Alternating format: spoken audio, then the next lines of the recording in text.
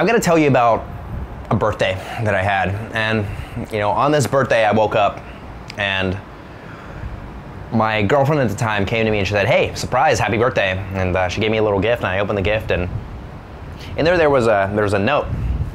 And she wrote me this great letter, and it starts with happy birthday and a lot of really positive, really positive, really positive. And then about halfway through it says, "I'm sorry," period. And the phrase that came after hit me like a Mack truck. It was such great power that to this day, I really have a little bit of a hard time telling the story because it's just such an intense moment. It says, I'm sorry, I'm breaking up with you. And the only thing I could think was why? Why? Why is this happening to me? Why is life so unfair? Is this person cruel? Is this person evil? Am I evil? Am I a bad person? And I had a really hard time wrapping my head around it. So I spent that birthday actually helping my ex-girlfriend move out of the apartment that we shared. And then when we were done, it was about 11 p.m. and getting ready to go home. This guy walks in and she says, "Hey, meet my new boyfriend. I've been kind of dating him on and off for about 3 months while dating you as well." And I just remember this moment walking down the street on my birthday in the rain coming down and tears. A grown man's not really supposed to cry, but some things do hit you a bit harder than others, I guess. And I just remember watching the clock tick down, 11:47, 11:48, 11:49. I knew 10 minutes later my birthday would be over. I'm gonna come home, I'm gonna have no furniture, I'm gonna not be able to pay rent next month. And I just went into a really dark place. I didn't go home. I actually went and got a cab to the beach, and I sat on the beach and I drank myself into a very stupid condition to where I woke up the next day and had to walk back. I realized I had $17 in my bank account. I was able to get a little bit of fast food, and that was it. That was it. And I just remember standing in this apartment that used to be filled with so much love and so much care and so many positive emotions. And I remember standing there numb, feeling just a sense of numbness and enragement and pain and true emptiness. Emptiness on such a deep level that I felt I had lost the one person that I was meant to spend the rest of my life with. And we're gonna come back to that principle in a moment. It was what I did after that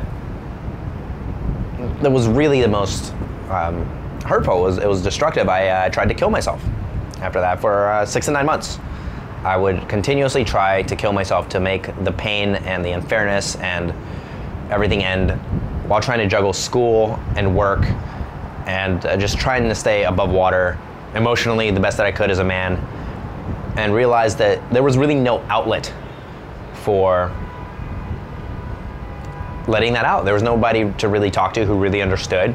I found myself completely alone with very little money, and you could dig deep into that, but through that journey, as I was crawling through this mud of my own psyche, I started to uncover things. And there was a very pivotal moment where I woke up in my bathtub, and my bathtub was filled to the brim, and I was laying in my bathtub, and I had a Beretta 9mm. For those of you that are not familiar, that's a handgun loaded with a round in the chamber laying on the table next to me. And the only thing I could think to myself was, how did you not kill yourself? You've got to be dead. This isn't real. This isn't reality. You're not here. You surely ended it last night. This is wrong.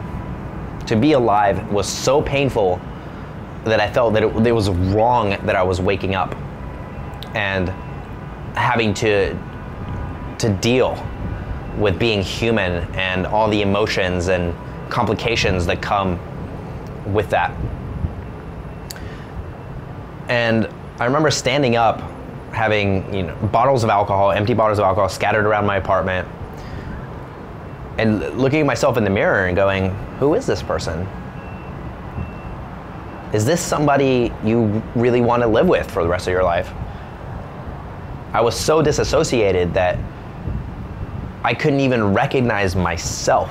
I had lost myself to such an extent that I was foreign to me.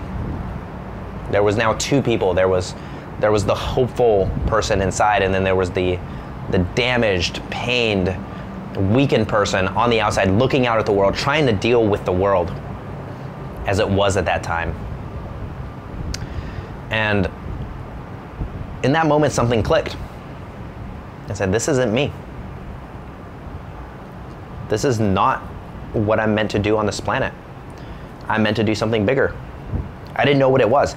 I just had a calling. I had this awakening of purpose and ambition and desire to go smash through walls and make some sort of positive impact, because there were, everywhere I looked, to the left, to the right, up, down, there was nothing but negativity in my world.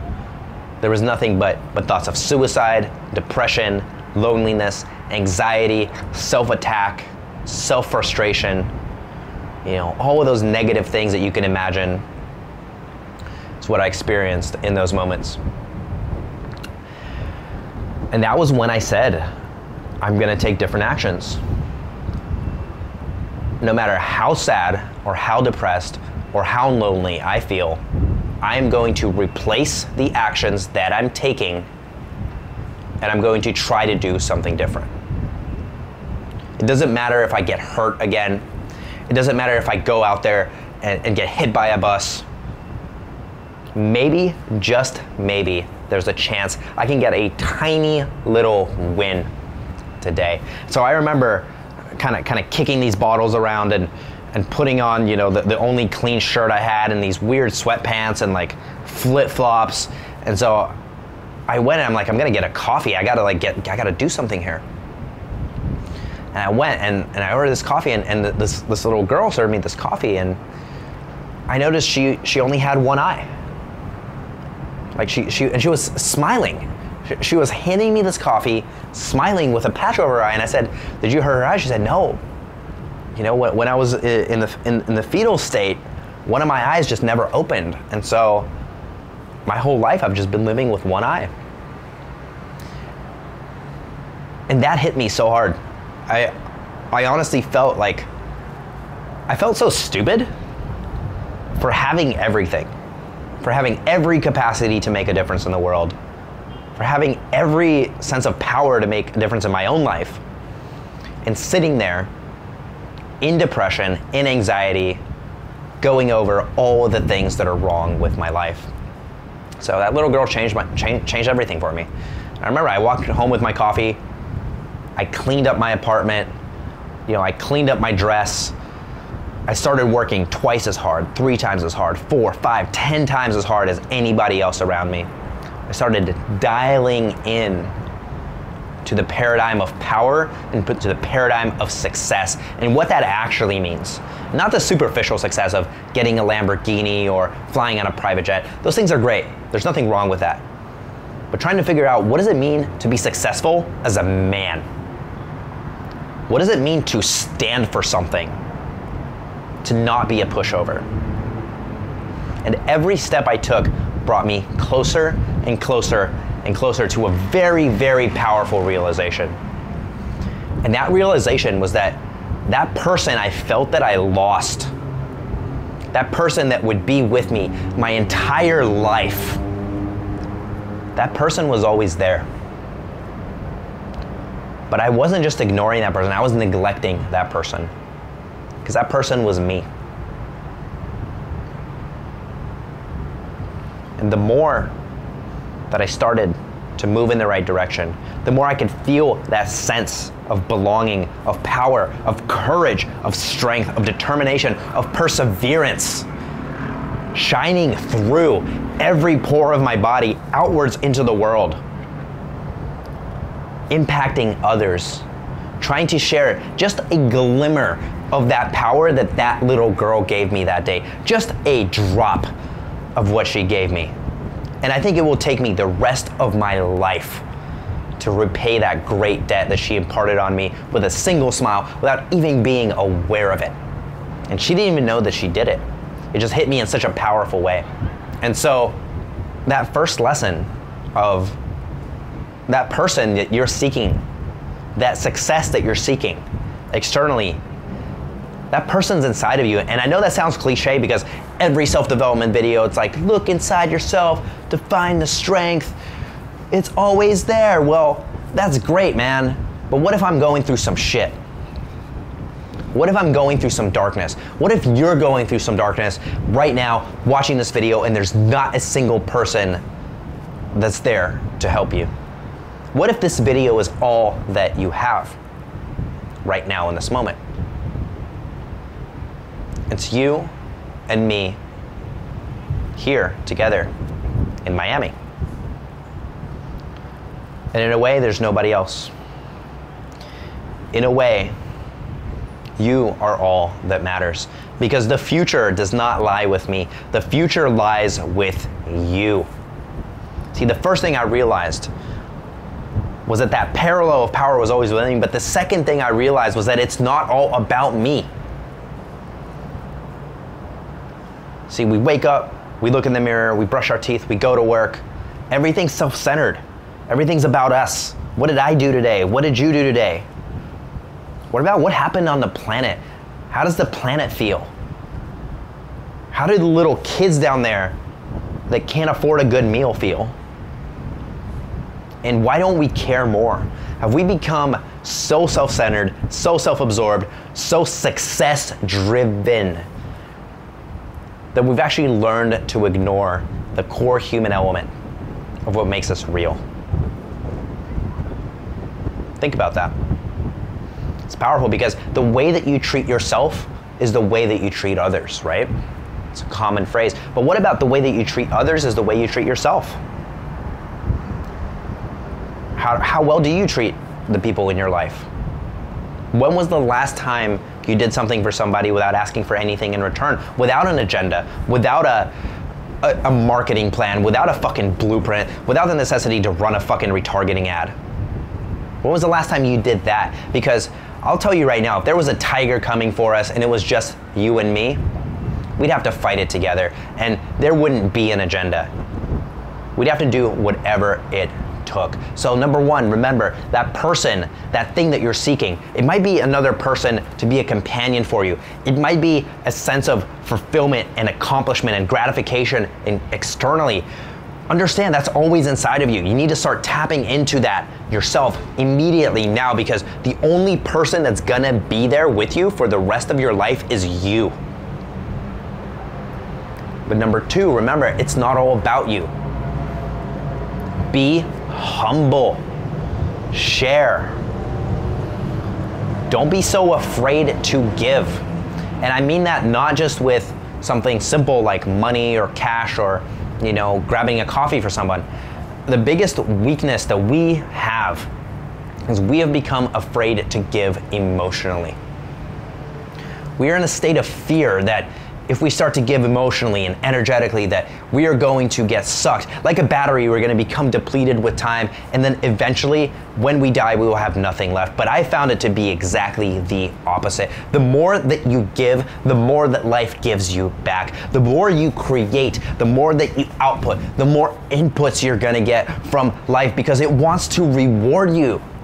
The universe is expansive. It wants to reward you for creation.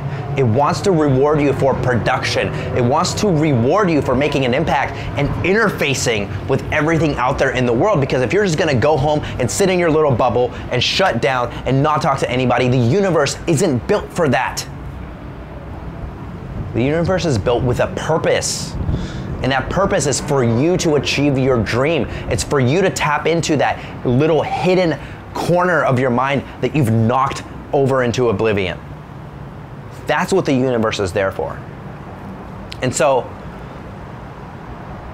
on that journey that I went through, I learned to tap in to that sense of coming into your own power and not needing somebody else there, not needing anybody else there, not needing a Lamborghini or some sort of giant house. And that's something that I want to impart in this video for you here.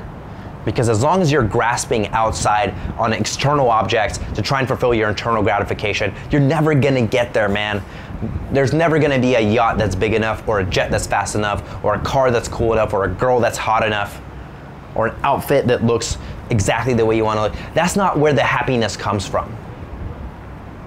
And two is, I'm gonna teach you how to give. And what that's gonna do for you is create such a massive impact in your life. And I'm talking real, measurable impact. You know how I mentioned when was the last time you gave without an agenda? Well, as soon as you do it the first time, truly without an agenda, you're gonna get 10x back. And that could be financial. You might be able to actually 10x your business just by mastering this one concept of giving. And then from there, what we're gonna do is we're gonna help you develop life principles for sustainability so that you can live that dream, you can manifest that dream. Whether that's marketing principles, sales principles, technological concepts, we're gonna be throwing it all at you so that you have that toolbox that you need. Because I never had the tools. I had to go out there and I had to hunt down the tools, one after the other, after the other, after the other. And it felt like I was finding little pieces of the puzzle, but never really having the actual image of what the puzzle is supposed to be. And I will tell you without a shadow of a doubt that today, as I stand here, I have that picture now. And so I am extremely excited and extremely humbled and grateful that I get to share that with you today. Without further ado, this is Mikhail with Hustle System, where art meets commerce. Like the video, leave a comment below. Did you like it? Did you not like it? Is there a specific topic you'd like me to cover in the next video? And as always, subscribe so you can get a notification when I upload more. Let's win together. And I will see you in the next one.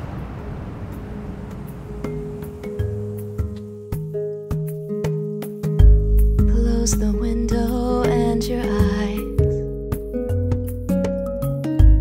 disappear into the blue. Wrap your fingers around the great escape.